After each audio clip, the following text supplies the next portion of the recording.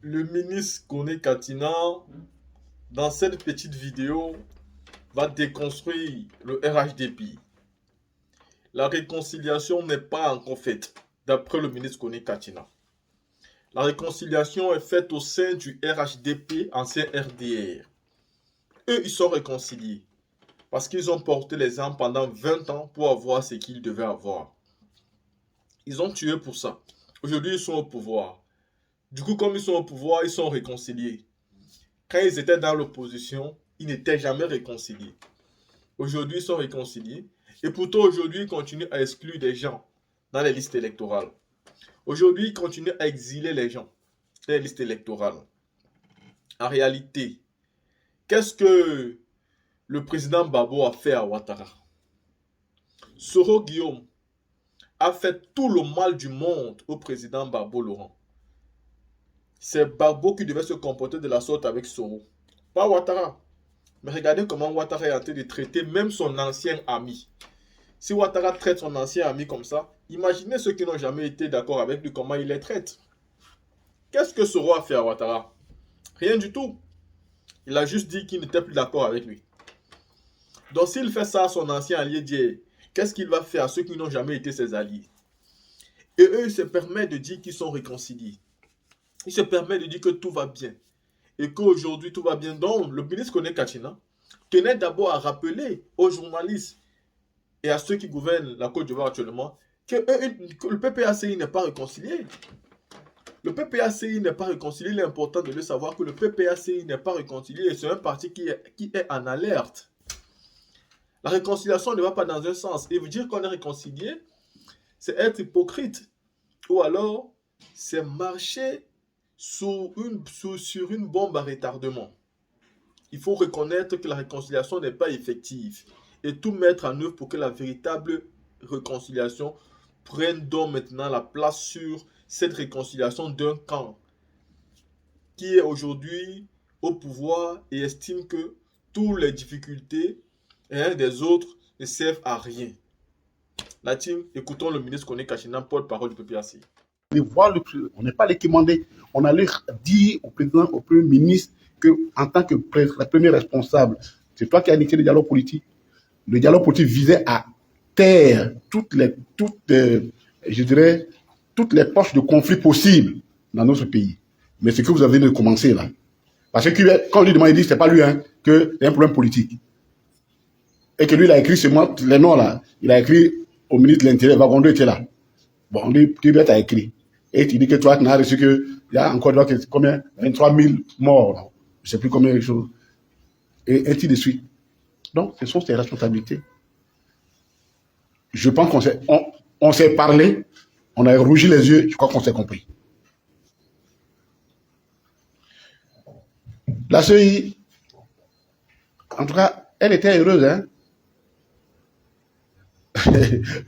Apparemment, on leur donne 57 milliards, mais nous, on n'avait pas ça. Mais on a fait le travail pour eux. Mais au-delà de ça, ce que nous devons leur dire, c'est que nous avons mis du sérieux pour faire ce travail. Et nous espérons qu'ils mettront du sérieux pour traiter notre requête. Parce que c'est quand même scandaleux que dans ce pays-là, un matin on se lève que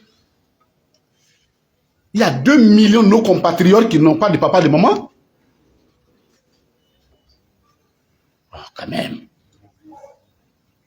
Qu'une femme peut te faire 500, 600 enfants.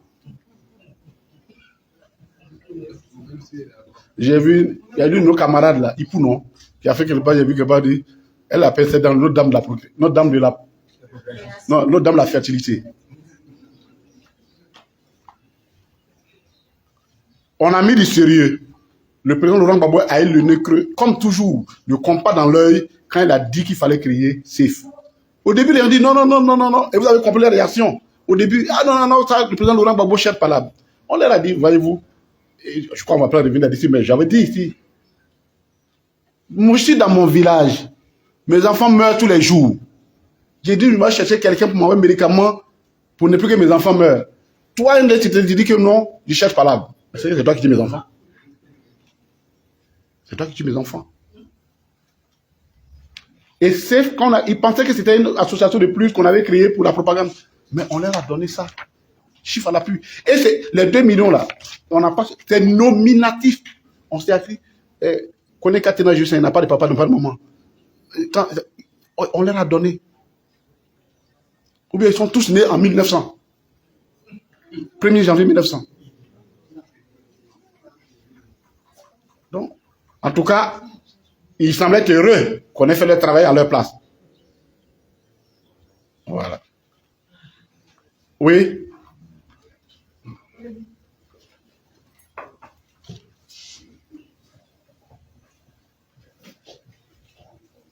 Bonjour, monsieur le ministre. Bonjour. Francis Kwame du journal L'Héritage. Il y a 2 questions. Il vous est souvent proposé de recourir à vos députés à l'Assemblée nationale, histoire d'introduire une proposition de loi d'amnistie. Est-ce que vous y pensez? Deuxième question. Récemment, le président de la République a reçu son homologue Sassou Nguesso. Il a dit qu'il y avait une réconciliation entre Bédié et Ouattara, entre Bédié, Gbagbo et lui-même. Un commentaire là-dessus. Merci. Écoutez, sur ce premier point, notre position est claire. Hein. Nous avons suffisamment d'éléments de droit aujourd'hui qui nous permettent au président Laurent Gbagbo d'être sur la liste. On a suffisamment d'éléments de droit. Et il ne faut pas que les gens nous poussent à la faute. On a l'Assemblée, mais on n'est pas majoritaire. Si le RHDP veut, l'initiative des lois appartient de façon concurrente à l'exécutif et au Parlement.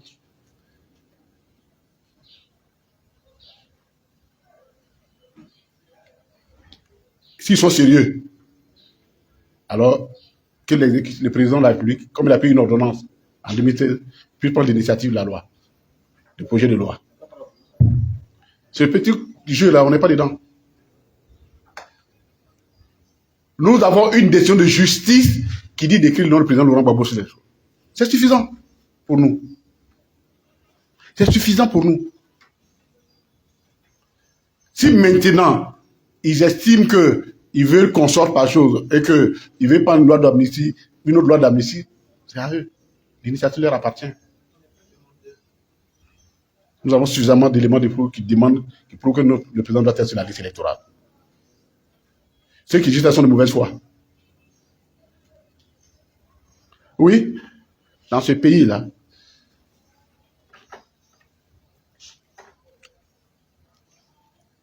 oui, il peut dire qu'on est réconcilié, puisque pendant 20 ans, il a combattu pour arriver à là où il est arrivé.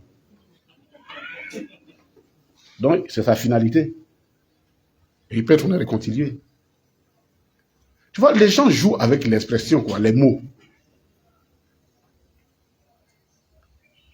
Comme il est maintenant président de la République, après tout ce qu'on a fait dans ce pays-là, oui, il peut être président, il peut penser qu'on est réconcilié. Mais non, au Premier ministre, on leur a dit que on n'est pas réconcilié. On n'est pas réconcilié. Ce n'est pas parce que tu m'as reçu, on s'est reçu, et puis ce qu'on a dit là, tu n'as pas appliqué, et tu dis on s'est réconcilié en quoi? On veut bien se réconcilier. On se réconciliera quand nous aussi, on sera sûr qu'on est réconcilié à notre façon aussi. Et ça commence pour nous, le président Laurent Gbagbo sur la liste électorale. Pour nous, ça a été pris comme là-bas, la situation du président Laurent Gbagbo au dialogue politique a été débattue comme faisant partie des mesures d'apaisement social. C'est-à-dire, avant qu'on n'ait pas de réconciliation, là, les mesures d'apaisement, avant qu'on aille pour la réconciliation, ça doit commencer par là. Non. Il ne faut pas jouer avec les mots. Si on est réconcilié, nous attendons. Le président a fait une requête. S'il veut qu'on se réconcilie, vraiment, on a fait notre requête, on attend la suite. C'est à partir du moment où on pourra se dire, est-ce qu'il veut vraiment qu'on se réconcilie? Sinon, le reste là, c'est pas pour aller prendre des corps des gens que vous avez tués, puis réfléchir à leurs parents, vous dites que vous êtes tenté de faire réconciliation. Les gens là, il faut que nous comprenions qu'on est dans ce pays-là et personne ne peut effrayer son camarade. Et personne ne va inventer un lexique particulier pour gérer ces contradictions. Le lexique sera le même pour chacun de nous. Réconciliation, c'est réconciliation pour tout le monde. selon les modèles standards. Mais ce n'est pas la déconcentration selon la compris comme soumission à une personne ou à un camp. Le PPACI n'est pas dans ça.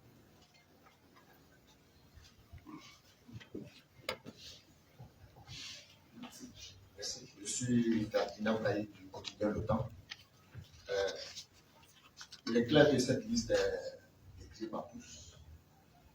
Malgré tout ce que vous avez fait, toutes les dénonciations que vous avez faites autour de cette liste, malgré tout le combat que vous menez, si vous n'êtes pas impliqué, quelle sera l'attitude vis-à-vis des élections qui arrivent? Ok. Nous sommes... Vous savez, on a un principe dans notre parti.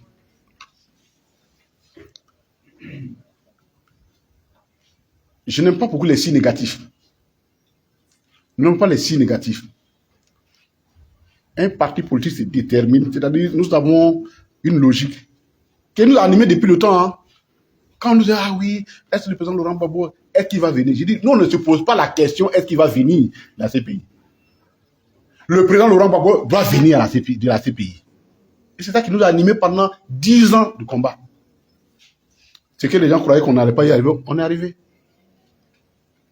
Il a créé un parti politique, on dit, ah non, non, non, il a été condamné, il ne peut pas créer un parti politique, est-ce qu'il peut gérer? On n'a pas dit, est-ce qu'il peut, on dit, il va diriger le parti politique. Il est en train de diriger son parti.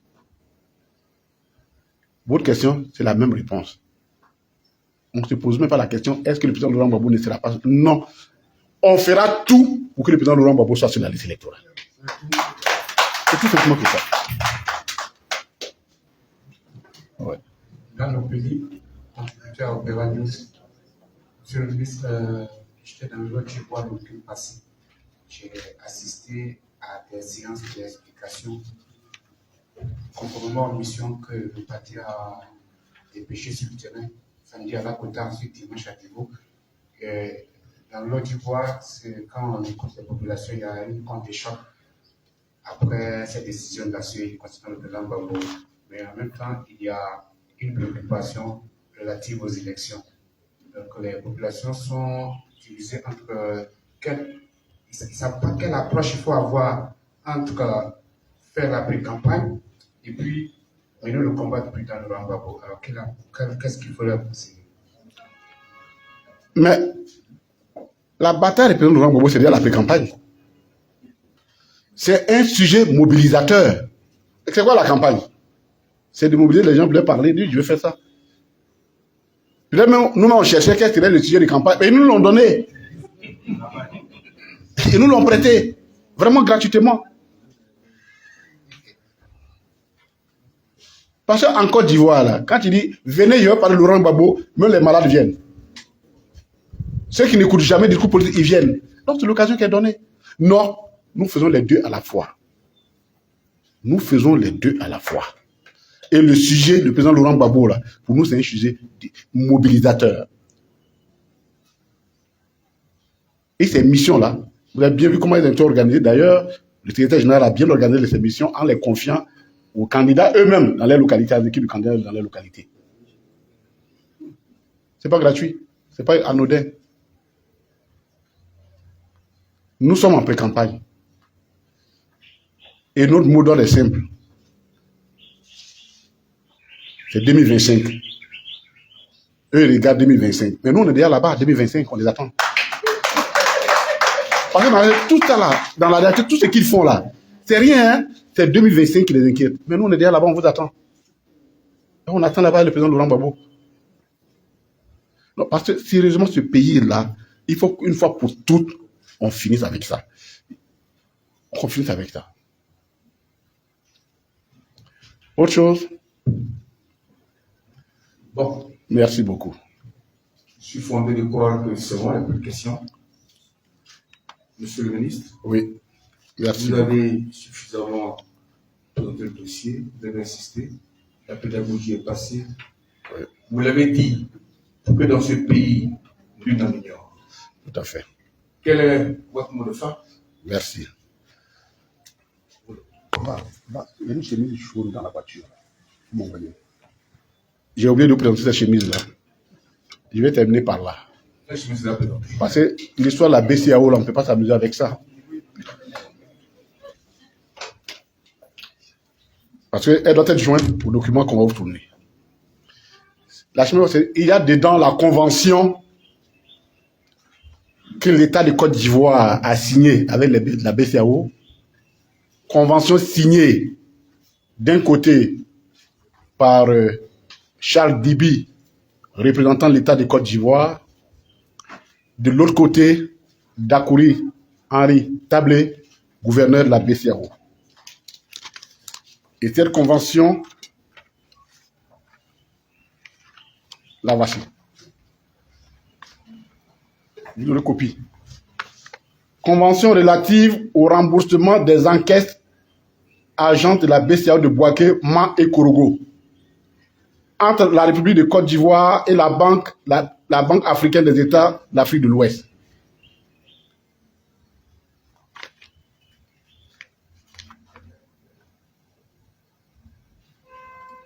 C'est la convention, l'État de Côte d'Ivoire, le seul cas de vol, la BCAO, connu par la BCAO, a été fait à Man, à Korogo, à Bouaké, et a apporté 59 milliards de francs CFA. Le chiffre est là. C'est la convention qui est là.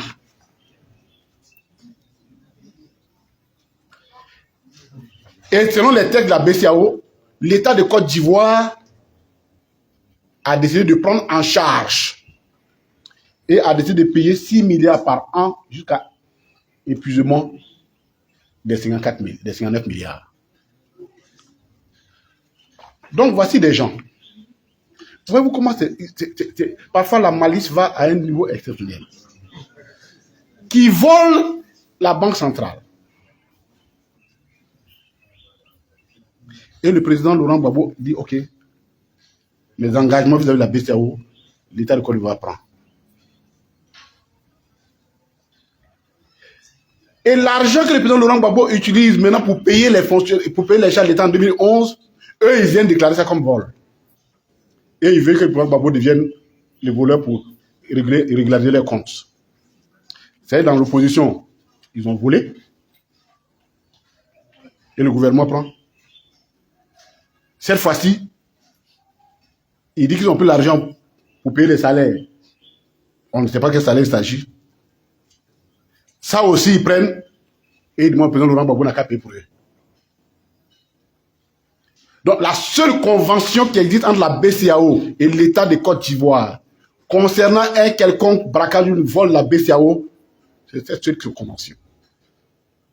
Donc, ceux qui disent que le président Laurent Gbagbo et nous avons volé la BCAO, ça se peut que la BCAO a porté plainte, qui nous envoie une autre convention.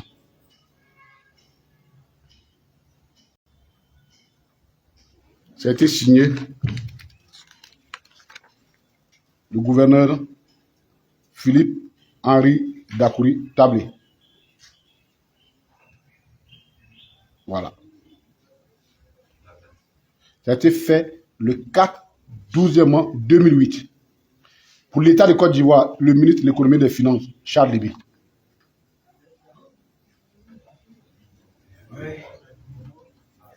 Au PPACI, on ne parle pas au hasard. On allait fouiller la convention, hein. On l'a trouvée. Donc, il n'y a jamais eu de vol à la BCAO en 2011.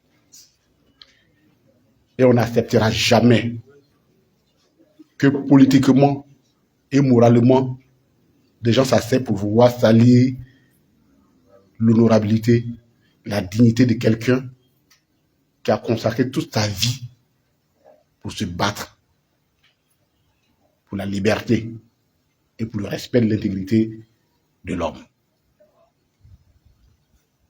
On peut faire la politique autrement. On peut faire la politique autrement.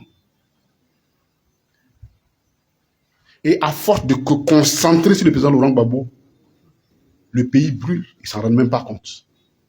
Par leur gestion économique chaotique. On les a fait sortir des PPTE, ils nous ont reconduits au PPTE. C'est le nom seulement qui a changé. Sinon, c'est même PPTE là. Donc, chers amis, notre parti est déterminé et ne reculera sur aucun prétexte jusqu'à ce que la question du président Laurent Gbagbo soit établie. C'est vraiment ce dernier message que je voudrais que vous transmettez, notre détermination sans limite. Parce que nous avons le droit pour nous. Et parce que cet homme ne mérite pas qu'il soit traité de la façon qu'on le traite. Il leur a donné du miel.